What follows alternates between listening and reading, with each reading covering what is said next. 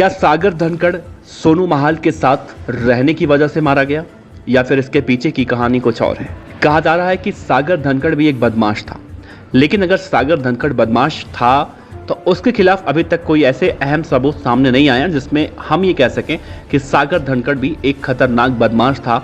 हाँ, वो सोनू महाल के साथ जरूर रहता था।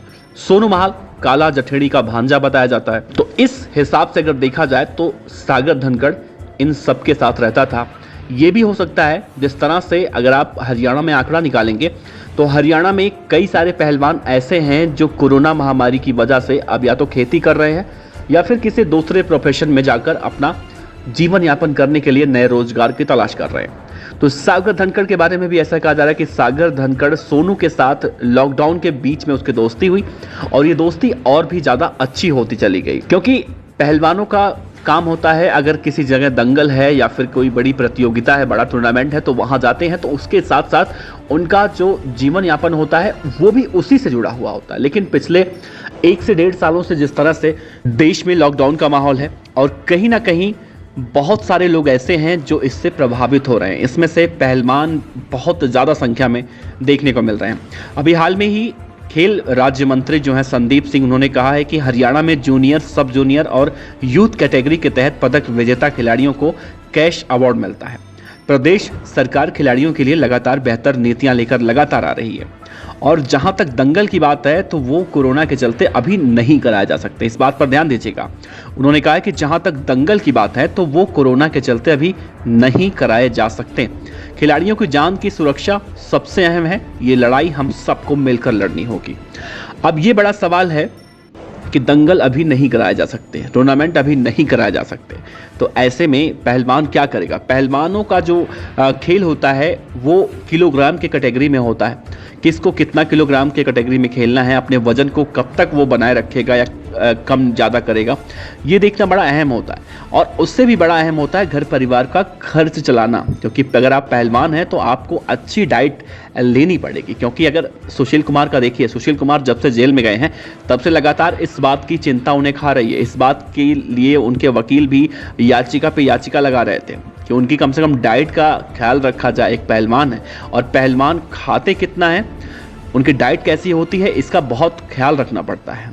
तो सोनू महाल जो कि एक अच्छा खासा काला जठेड़ी जो कि 7 लाख का इनामी गैंगस्टर है, उसके साथ उसकी दोस्ती हुई और कुछ इस तरह से ये दोस्ती और भी ज़्यादा गहरी हो गई जब सोनू महाल का रुतबा जो भी था, हर इंसान अट्रैक्ट होता है। यहाँ सागर धनखड़ को हम अच्छा नहीं कह रहे, सागर धनखड़ कैसा था कैसा नहीं था वो इस दुनिया में नहीं है और ना तो उसके खिलाफ कोई ऐसी बातें निकल कर सामने आई हैं जो हम उसके बारे में कुछ भी ऐसा कहें। बस हम ये कहना चाहते हैं कि सागर धनखड़ की हत्या हुई है इसमें और सागर धनखड़ को इंसाफ मिलना चाहिए। और सोनू महाल के साथ सिर्फ और सिर्फ वो इसीलिए गया था क्योंकि सोनू महाल लॉकडाउन के बाद या लॉकडाउन के समय में उससे उसकी मुलाकात हुई थी और जब कोई काम नहीं था, कोई दिनचर्या नहीं थी इन लोगों की, तो ये आपस में साथ में रहते, बहुत सारी गतिविधियां ऐसी होती थी जिससे इनकी दोस्ती और भी प्रगाढ़ होती चली गई।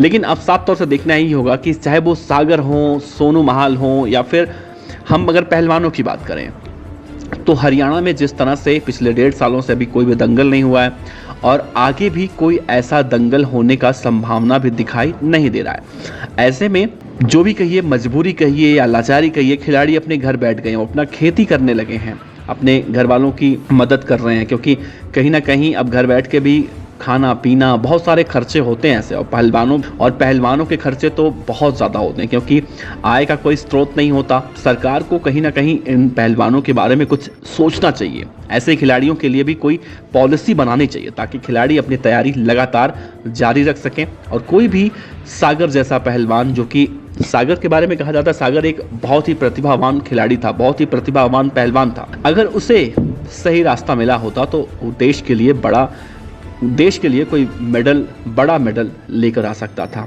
और साफ तौर से अगर सरकार कोई पॉलिसी बनाती है ताकि खिलाड़ी अपनी तैयारी लगातार जारी रख सके बिना आय के चिंता किए हुए, बिना खाने पीने की चिंता किए हुए, तो वो राज्य को या फिर देश को एक बड़ा नाम वो दिला सकते हैं। और ऐसे लोगों से, सबसे अहम बात है, ऐसे लोगों के संगत में भी जाने से बच सकते हैं।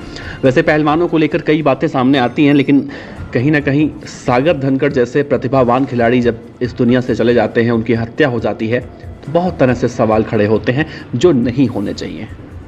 जो सागर धनखड़ के साथ जो हुआ वैसा नहीं होना चाहिए। सागर धनखड़ को कम से कम सपोर्ट करना चाहिए था कि ताकि ऐसा पहलवान जो कम से कम आगे आने वाले समय में देश का नाम रोशन करता, देश के लिए मेडल लाता, ये होना चाहिए था। लेकिन अब देखना अहम होगा कि क्या सागर धनखड़ के परिवार को इंसाफ मिलेगा, क्या सागर को इंसाफ मिलेगा, ये देखना बहुत अहम है। क्योंकि अभी 1.5 महीना हो चुका है, 1.5 महीने में पुलिस के पास वो सबूत अभी नहीं इकट्ठा हो पाए हैं जिन सबूतों की सबसे ज़्यादा ज़रूरत है पुलिस को। फिलहाल आप बने रहिए हमारे साथ, हम आपको पल पल की रिपोर्ट इस पूरे मामले में देते रहेंगे।